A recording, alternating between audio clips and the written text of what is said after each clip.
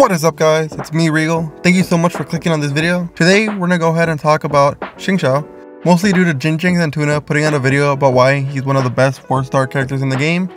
And on Reddit, he has been making waves, mostly due to a post about a CN theory crafter named Usagi Sensei, who apparently is really well regarded in the CN community. And he has Xingqiu very highly listed on his tier list as a secondary sub DPS. He actually has him tier 1 along with the likes of Mona and Klee. So I decided to see if he's really as good as everyone is saying he is, or if it's all just a hype train. The reason that I started looking to this character the most though is that recently with his growth in popularity, there's been a lot of comments saying, hey, this guy actually has like 5,000% scaling. That is an absurd number. Is it really possible for a 4-star such as this to be scaling that hard into the game? So before we get into all the complicated math, let's just go over a quick overview how you want to play Xingqiu if you have him, what type of teams he incorporates into, and what's his actual main role. Xingqiu actually has really good scaling on his main ability, Fatal Rain Screen, with the first hit scaling to 168% of your attack, and the second hit hitting for 191% of your attack. So total scaling on your level 1 ability is going to be 359%. That's really good scaling if you actually look into it. And beyond that, it actually provides damage reduction due to the stacks of swords it gives you, but the cooldown on the ability makes it so it's not a consistent source of damage. His ultimate has ridiculous scaling. When you cast Rain Cutter, for the next 15 seconds, water swords are going to appear and go ahead and follow up on your normal attacks. So what this basically means is when you go ahead and use an auto attack, 2 water swords are going to go ahead and hit the same target. This is where his insane scaling comes in, because the way this works is every single second you can only have 1 wave of swords spawning. So in total, you're going to have a total of 15 waves if you play it perfectly. Let's talk about the weapons. As a free-to-play player, you really have only 2 options. You have either the Iron Sting or the Prototype Rancor. After doing more testing, it turns out each sword is actually better than the other one in isolation. So what I mean by this is each one has a specific scenario where it's better. So if you want to use Xingqiu as a main carry, you get on the Prototype Rancor because he can go ahead and stack it right away. All the stacks stay on. You cast your ultimate and you're good. Where for the Iron Sting, your main ability only gives you 1 stack, so you're going to have to proc the ultimate, hit him 1 more time, and then do a swap. But the reason the Iron Sting I recommend it when you're not using him as a main carry is because it's going to trigger reactions. That's where he actually shines. Xingqiu actually shines when you have an elemental reaction based team or source of damage. So if your main DPS can go ahead and consistently proc elemental debuffs to your opponent, the swords will go ahead and proc the reaction, and this is where you get even bigger damage multipliers. So in the 2 scenarios, if you have a main DPS who can consistently proc the elemental debuff to the opponent so you can get the reactions off, the Iron Sting is great. But if you don't have someone who can consistently do it, and you kind of want to run them as a main carry, the Prototype Rancor is perfect. Plus, you get the extra stacks right away, and it's a little bit easier to manage. In terms of artifacts, I'm going to give you 4 different layouts depending on where you are in the game. Each of these sets will go ahead and cover kind of where you are and kind of what you want to do with your character. Right off the bat, the cheapest set you could get is going to be the Exile set. And the reason I recommend this is for the 20% elemental recharge. And once you cast your ult, you actually give energy to your team. So that's pretty good. It's going to make it so you cast your ultimate a lot quicker, and it actually makes it so your team benefits from the ult, and it's really simple to get early on. Early on to the game, it's not that hard to get the Exile set, and then you'll be fine. Later on, once you get into higher levels, you might want to go ahead and consider upgrading to the Instructor set. This is mostly what I would recommend if you have a main DPS who, as I said, could consistently proc the elemental debuffs, so you can go ahead and get the reactions off. Right now, we don't really have someone who can do that consistently, and Xiaoling's a little hit or miss. A few days after the release of this video, we should be having the official event, which will go ahead and give us official for free.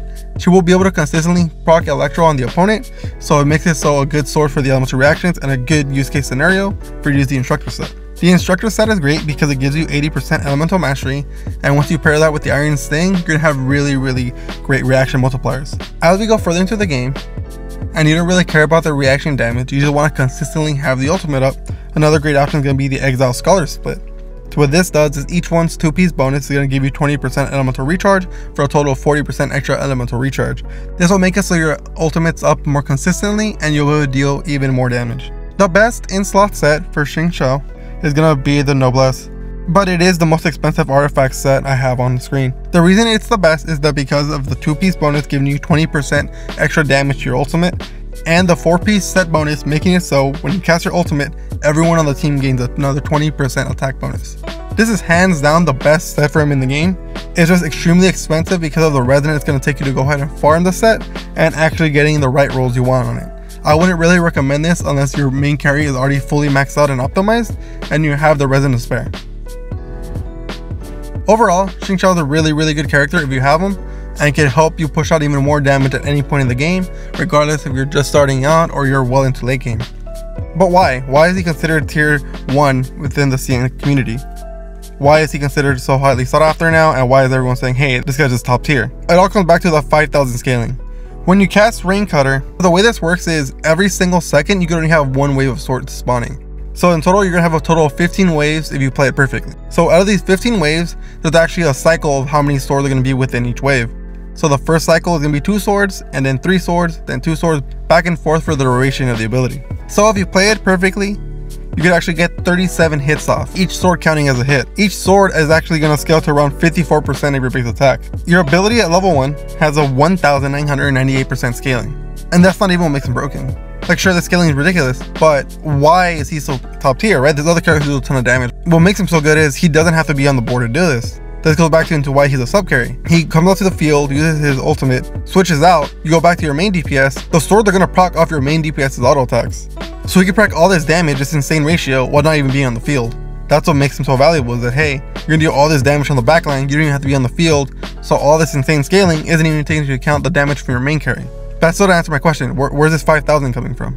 So as I look into it, it turns out that 5,000 number is kind of disingenuous. To reach this number, you have to go higher into constellations, you have to have multiple copies, and I just don't think that's a really good way to go ahead and present a character. I don't think I should say, hey, this character's really good, but you have to have, 4 or 5 copies of it, and then and only then is he actually usable. Before that, he's not really worth it. And I don't think that's actually where the community as a whole should be looking at. That's not what we should be looking at as the characters and how we value, hey, this is actually worth using. That's why for most of my videos, I'm just gonna go straight Constellation 0, because I don't think it's fair to say, hey, this build's really good in this scenario, but you need multiple copies. I don't think that's fair. And everything I say that applies to Constellation 0, obviously to get more constellations, it's gonna scale even harder and the character will be even better. So just take my information as a base value, and if you have more constellations, more power to you. So in order to actually go ahead and do the 5,000 scaling, you need to have the constellation that gives you 3 extra seconds on your ultimate, and you need constellation 6, which makes your waves go from 2, 3, 2, 3 to 2, 3, 5, 2, 3, 5, 2, 3, 5. So every third wave is going to be 5 swords instead of 2. And that's what bumps up the damage all the way up to around 5,000 scaling. Here are the values I have. If you land all 37 hits within the duration of your ultimate at different attack breakpoints. And as you can see, at level 10, the scaling is going to be 3,614. Pretty good scaling considering you have to be in the back. And then I have different damage breakpoints on the right hand side at different attack breakpoints. For these tests, I equipped Prototype Ranker to my Xingqiu because I wanted to get the stacks off, because as I was testing, I found out that, hey, Iron Sting, you could only get 1 stack off of your main ability, whereas for Prototype Ranker, I could get all the stacks right away and then do the ultimate and do the swap. So this is the 100% ideal situation, right? Landing all your hits. But realistically, you're not always gonna land your hits. There's gonna be some interrupt, there's gonna be something stopping you, maybe you have to dodge. So I decided, hey, what if I shave off 2 seconds? If I remove 2 seconds to give you some room for error, it goes from 37 hits to 32 hits. That means at level 1, the total scaling goes to 1,728%. Still ridiculously good. And even at max level, right, with this room for error, still at Constellation 0, you're gonna deal a little bit over 3,000% scaling. So still, he's a really good character even if you don't land every single hit. Sure, you want to maximize your DPS whenever you can, but realistically, in some fights you're going to have to move around, dodge, there might be an interrupt that stops you. So I think this is more of a realistic average number. Overall, Xingqiu is a really good character if you have him, and can help you push out even more damage at any point in the game, regardless if you're just starting out or you're well into late game.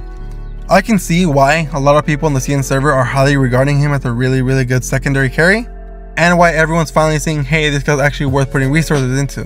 The numbers don't exactly line up with what they're saying because they're giving you the ideal scenario, but I think if you have on my Constellation 0, all the numbers and values I'm giving you are giving you a rough estimate of like, hey, this is how good he's gonna be. And even at Constellation 0, I still think he's considered one of the best 4-stars in the game, as many others have.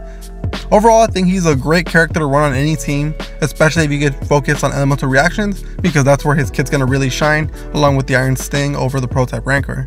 His ultimate doesn't really work the way other ultimates do, besides of the basic mechanics. His ultimate doesn't use snapshotting. So snapshotting in this game makes it so whenever you cast an ability, your stats at the moment that you cast the ability are going to be used for that ability throughout. So what I mean by this, let's say you have a Catalyst user with Thrilling Tales of Dragon Slayers and you switch to Jialing. Okay, so now she has the attack boost from the Thrilling Tales of Dragon Slayers. If 1 second before it goes ahead and the buff goes away, you cast your ultimate, that ultimate for the entire duration is going to have the attack Xiaoling had at the moment she had the buff. So even though the buff is gone, the Power NATO is still going to be using the attack she had at the moment it cast. That's not the way this ultimate works. This ultimate is fluid. So what I mean by that is you can go ahead and stack up Prototype Ranker or Iron Sting for the buffs. So the buffs are going to wear off after 6 seconds, but Xingqiu isn't going to be on the field. So what does that mean about his ultimate? Is he using the attack stat he had when he had the stacks, when he cast the ability, or his new lower attack stat? Because this ability is fluid, it's actually going to use the lower attack stat. So both these weapons are great for him depending on how you use them, but do know that the stacks will wear off, and that's where you're going to see your damage be lower as you progress through the ultimate. The first 2-3 seconds you're using your main carry with his ultimate, the damage numbers are going to be higher than the rest of the duration of the ultimate because Xingqiu's attack stat is going to be lower. Well, that's it for the video, guys. Thank you for watching. I really appreciate all you guys' comments, likes, all the discussion we're having in the comments. You know, some of you guys let me know that maybe I'm not looking at the game the right way, in the sense of I'm only looking at it through a single player point of view where co-ops actually exist. And I haven't really thought about that as I've been evaluating characters, but going forward, I am going to see if I can try to incorporate, hey, where does this character fit in the scope of actual co-op instead of just single player. Overall, guys, thank you for watching my videos. I really appreciate it. Make sure you like, comment, subscribe if you went ahead and found this video useful. Thank you guys so much for helping me break 1,000 views on the Leona video. It really means a lot to me, guys, that you guys are actually liking my videos and enjoying the content I'm putting out. If you guys have any comments, questions, or concerns, feel free to ask down below. And as always, guys, stay safe out there.